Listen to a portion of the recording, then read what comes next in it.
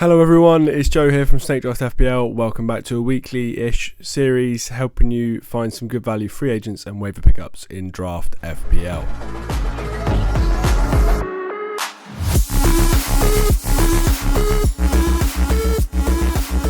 Okay, we are back with game week 13. Quick turnaround this week. It's a Friday night kickoff, which always messes with the waiver schedule. Then we're into a midweek game week next week. I'm not going to be able to get a waiver video out before that game week, so if you want to see my waiver picks, the only place you can do that is on my Patreon. As always, let's jump straight into the first pick this week. We're looking at Van Heck of Brighton, available in 61% of Draft FPL leagues. That information is powered by draftfc.co.uk. As always, there's a link down below in the description if you want to check that out. Use code SNAKEDRAFT for a month's free trial. Looking at Brighton, the next four fixtures are absolutely incredible. Saints at home this week in 13, then it's Fulham away, Leicester away, Palace at home. Really, really good set of fixtures, and they actually continue on from that for quite a long time. Really good fixtures, so I think if you can get one or two of the Brighton players in, it's definitely a good time. Van Heck is pretty much nailed on, available in 61% of leagues. Dunk has seemingly recovered from his calf strain, so he should be back in the team. If not, it will probably be Igor, but I suspect it looks like that Dunk will be back fit. Which means there isn't too many options to go for in this defence that aren't like really heavily owned, apart from Van Heck, so he's definitely the one I'll be going for. Next up, we've got Alex Moreno. I know I pick him basically every time there's a good fixture for Forest, but with good reason. I think he's pretty underrated in terms of the Forest defence, his attacking potential. Available in 70% of leagues, which when you compare it to the rest of the Fulham defenders is pretty massive. Ipswich at home this week, absolute standout fixture. I would be surprised if Ipswich managed to get a goal in this one. The fixtures are pretty rough after that for Forest. City away, United away, back-to-back, then Villa at home. Not great, so it's probably just a one-weeker. But I don't mind just keeping hold of the Forest defenders and benching if you can, because I do think they are pretty underrated. As I said earlier, defence is good. When the fixtures are good, especially at home, they are good at keeping clean sheets. Next up, we've got Luke Shaw, available in 78% of leagues. He came off the bench last week for United. We'll see if he gets any minutes in the Europa League tonight. But I would expect him to come back in and start for Everton at home, just because he's been out for a while, but they desperately need him back. He really does help control games for United, and I think he will likely come back in. If he doesn't, it's probably worth the gamble anyway, because you can always bench him at Arsenal, and then he should be definitely ready for Forest at home in 15, which is a good fixture as well. But you're definitely going to want him in for this week, and then definitely to bench against Arsenal in 14 and City in 16. But outside of that, the fixtures are actually quite good.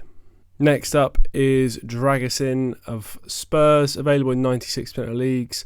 Van der Ven looks like he's still going to be injured, so I suspect Dragusin will continue to start for Spurs.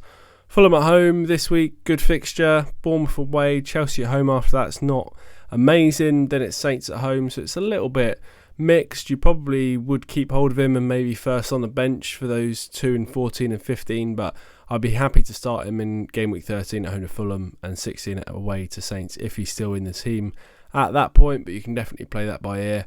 But I think just for this week alone, he is definitely a good one to go for. On to mids then. First up, looking at Brentford, we've got Damsgaard, available in 45% of leagues.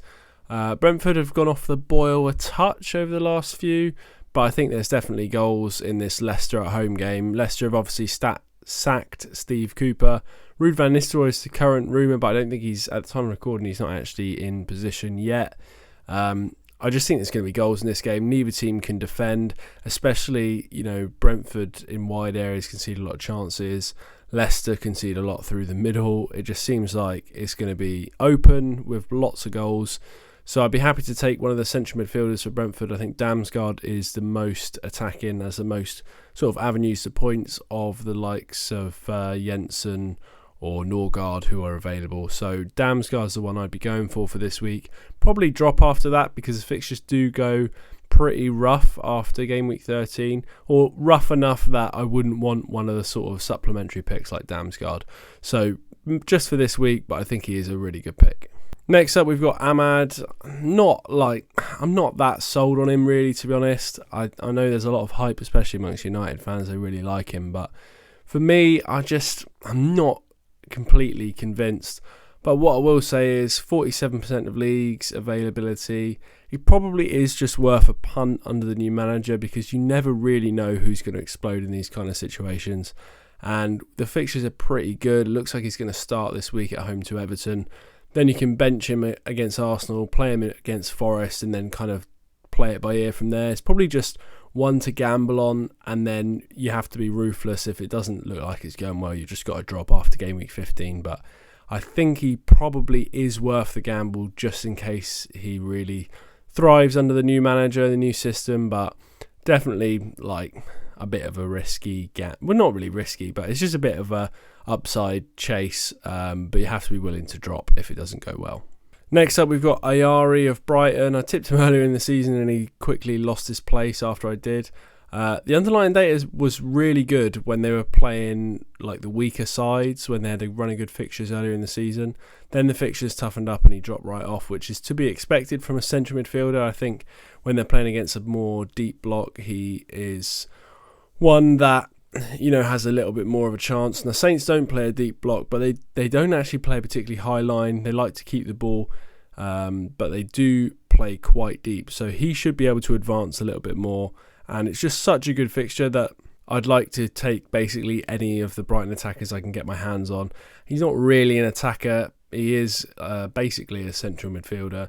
But I think when the fixtures are that good, you never really know how it's going to go. There could be a load of goals. He could get involved. I think for like a 1 week punt, see how it goes. As I said, he did have good data earlier in the season, really good, like top 10 in the league for XGI at one point. So he does have it in his locker to get forward, and I think with these kind of fixtures, that is when he's gonna show it. Next up, we've got Dango Utara, available in 100% of leagues. Semenyo suspended for this week, 5 yellow cards, so he's going to miss out. It looks like Dango is going to be his replacement. And Wolves away, good fixture. Bournemouth score a lot of goals, so I would expect him to do quite well this week. Only a 1 week punt. Semenyo will be back for Tottenham, and then Dango will likely lose his place, but probably worth it just for the 1 week. Next up, we've got Mavididi, available in 84% of leagues. As I said earlier, this Brentford game's got goals written all over it. And with Fatawu out for the rest of the season, I think a lot of the creative sort of onus is going to be placed on Mavididi on the other wing. And Brentford are absolutely horrendous at conceding chances from the wide areas. Like they're basically the top. They've conceded more chances from wide areas than any other team in the league, basically. So I'm always looking at wingers to target against Brentford, and Mavididi, with the manager gone, might have something to prove this week, so I fancy him to do all right. On to forwards, just one. This week it's Thiago, available in 82% of leagues. As I mentioned, this Brentford-Leicester game, it's got goals written all over it. Not guaranteed to start, but I wouldn't be surprised to see him come in through the middle so that Visser and Mbeumo can go either side of him. And I think if he does start this week, then he's a really, really good pick. If he doesn't, then I suspect he's going to get a start sooner rather than later. Now he's back from that injury that kept him out at the start of the season. He's definitely a talented player and one to watch for the rest of the season. So I think if he's available and you've got a crap third striker, he's definitely one to get in. Okay, that wraps up my picks for Game Week 13. If you enjoyed the video, hit the like button, subscribe to the channel if you are new, and I will see you again next time.